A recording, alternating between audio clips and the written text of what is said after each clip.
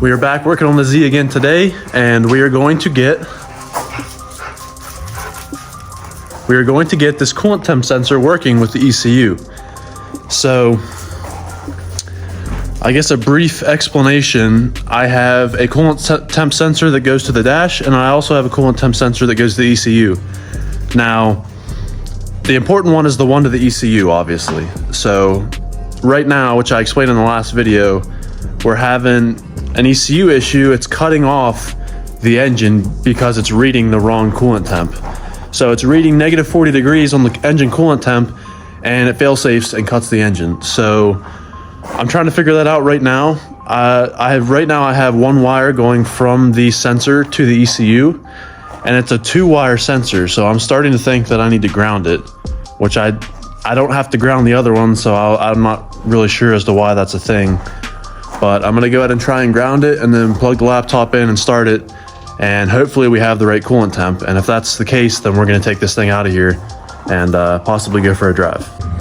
All right, so I have the sensor grounded properly and I've got the key on, and it actually looks like it's working. Now, I don't know how to get this to degrees, but I'm gonna go ahead and start it. And if we see that number changing and actually making sense, then we know it's most likely working correctly. But I do need to figure out how to change that because, you know, this is America, we don't use that. I do not know my Celsius, that's for sure. So we're gonna go ahead and give this a start up and we'll see what happens. Gotta do the neutral check.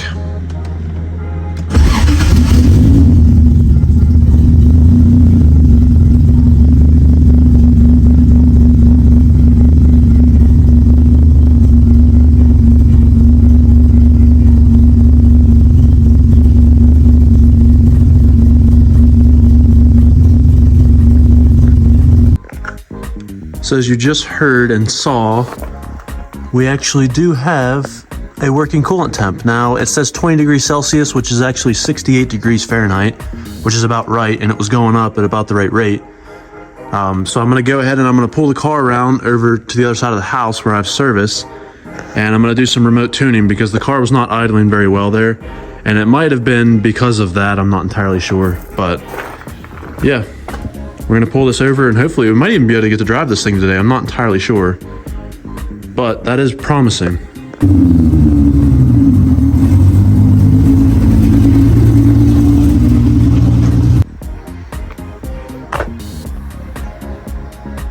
We're still having the bad idle issue and I'm not sure what it is. So I have some fuel. I'm gonna go ahead and put some fuel in the car, because I'm thinking maybe it could be low on fuel causing that. I'm not sure. And then my other thing, I think it could be the battery. So I've got a tester on the back of the car. So we have our multimeter reading 12.5. I believe the target is like a 13.5 whenever the car's running. So I guess we'll see. If it stays, you know, at 12.5 or dips below 12.5, then we know the alternator is not working properly, and that's most likely the cause of our issue. So we're gonna go ahead and test that. I verified that we have good fuel pressure, so I'm not sure exactly what's going on. If it's not battery, I'm gonna be kind of lost. So let's go ahead and fire it up and we'll see what the battery reads.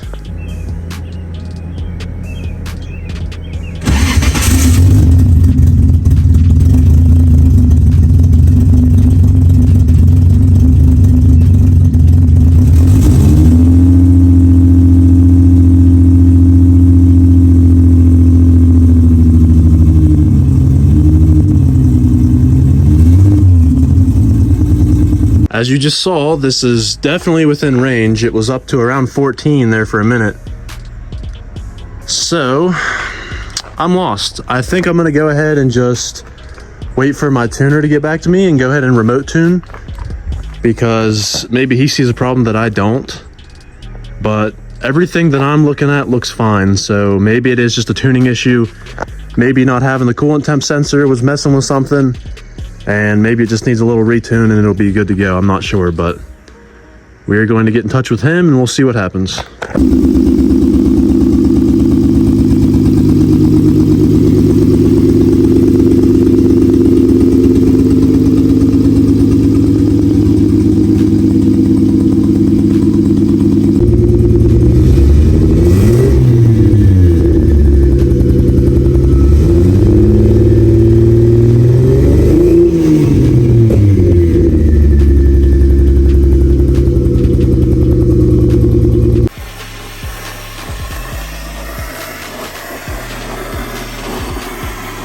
as you just saw, I had a great time the other day. This thing decided to dump out all of its coolant right on the garage floor, and that was as I was moving the car out so that we could have my little brother's birthday party. So, great time. I'm gonna go ahead and show you what went wrong and then what I'm gonna do to fix that. And then also, I have some parts that just came in to hopefully fix the rest of the issues on the car so we can finally drive this thing on the road.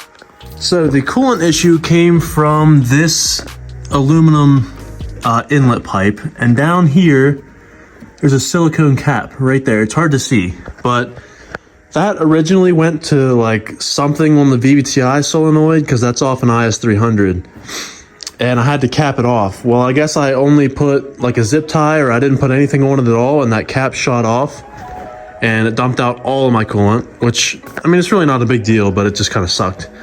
So it was hard to get to, but I ended up getting another cap on, and I ended up getting a clamp on it as well.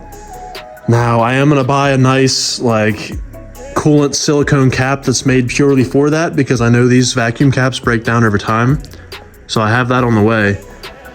And then the other thing that I have, because this car, it was overheating a little bit, and the reason for that was last summer I had issues with my thermostat, which is right in there.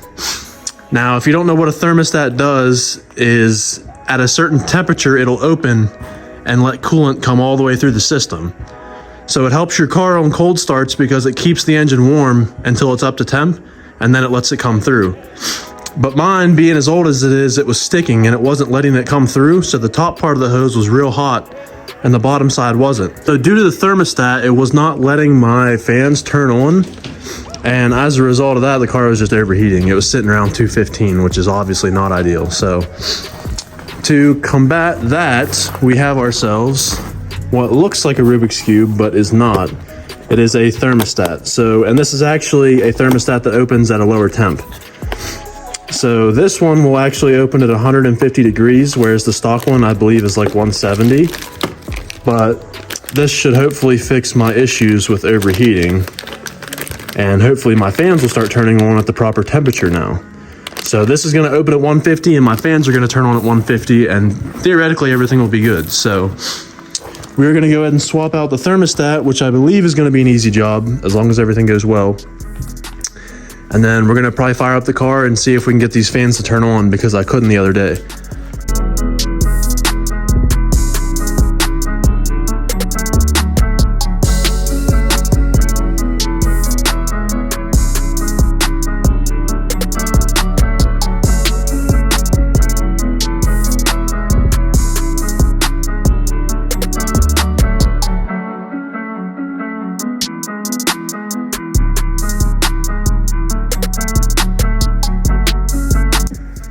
Okay, if you're doing this thermostat on your 2jz, these seals are different. So this is the stock one versus the other one. The other one's slightly smaller. It's hard to tell, but this one was actually slightly smaller and it was causing it to leak. So I'm gonna throw this seal back on to the new one and hopefully it doesn't leak. But yeah, I don't know what's going on with this, but this seal was just dumping water, so there's obviously some sort of difference there. I mean, they look very, very similar, but I think it is just a little bit smaller, so I can't really get the camera to focus. But yeah, we're gonna swap that out because it was leaking water.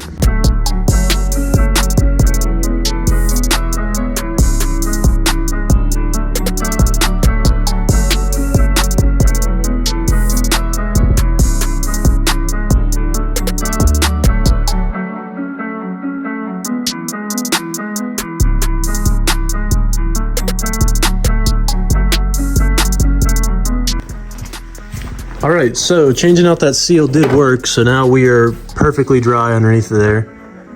And we have it topped off with coolant, aka water. And we're gonna start it up and let it run. And we'll get all the air bubbles out of the system and everything. And then I'm gonna let it run, get up to temp, and we'll see if our fans come on, which hopefully they do. And then another test you can do is feel your bottom hose. And if your bottom hose is the same temperature as your top, then you know it's circulating. And then I know it's an issue with my sensor here, not you know, my thermostat or anything else. So we're gonna go ahead and let it run, and we'll do some diagnostics and try and figure this out.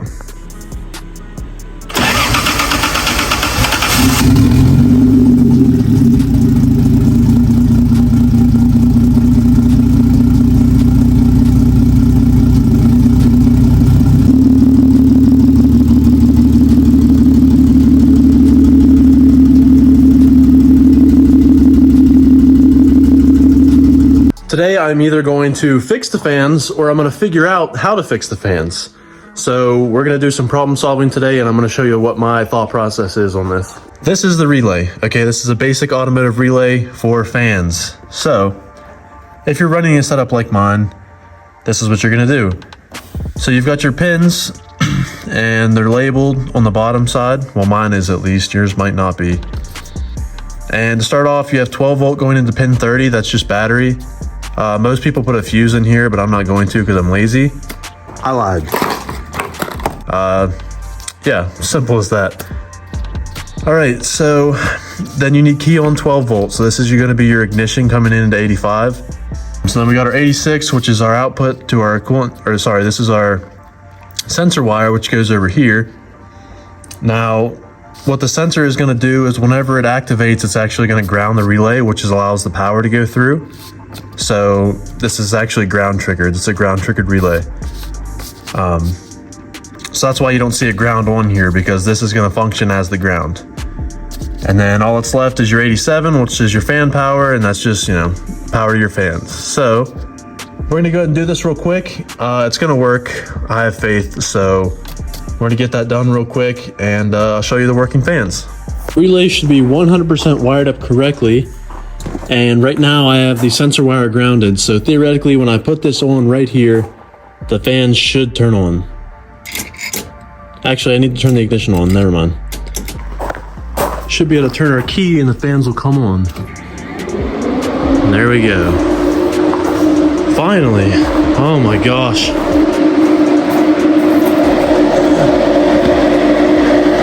And they're both on and they're both pulling.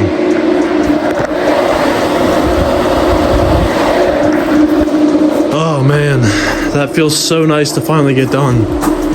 I cannot explain to you how nice that is going to be. Okay, now I'm gonna go ahead and clean everything up, and we're gonna let the car warm up and everything. And I might honestly take it out on the road right now. I'm kind of feeling like I should. So I'm gonna give it one quick look over of the entire car. I need to put this wire back onto the sensor, and then we should be good to go. This is an interesting sight. I have not seen this car this clean in a very long time. So what I did was I went ahead and all like bare connections, I went ahead and wrapped, and then I somewhat tucked it back in there. It's not 100% finished, but it's good enough for someone to sit here and film while we go on our first drive.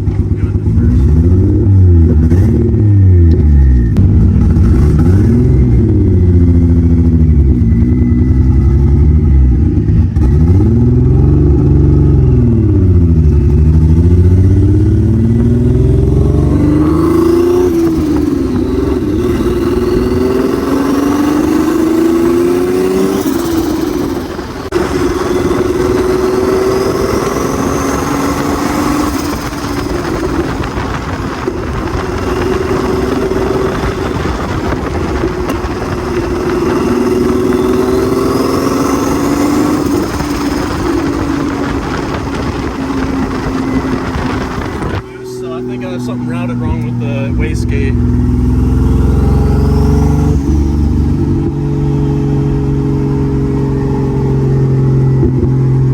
Everything's perfect. Until it's not, I guess.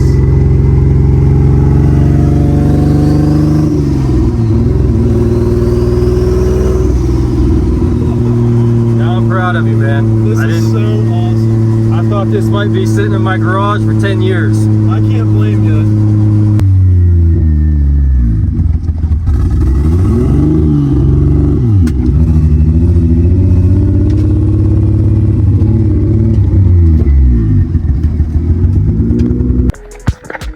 I'm shaking so freaking bad right now, but we have officially gone on the first drive with our big turbo 2jz, and it didn't leak a single drop of fluid.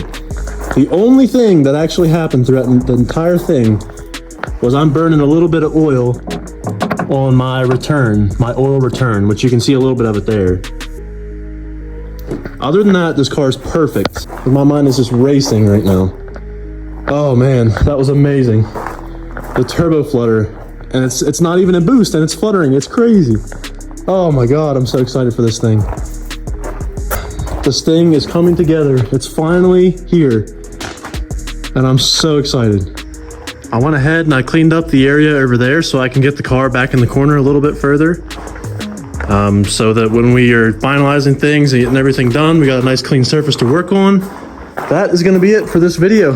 Thanks for tuning in.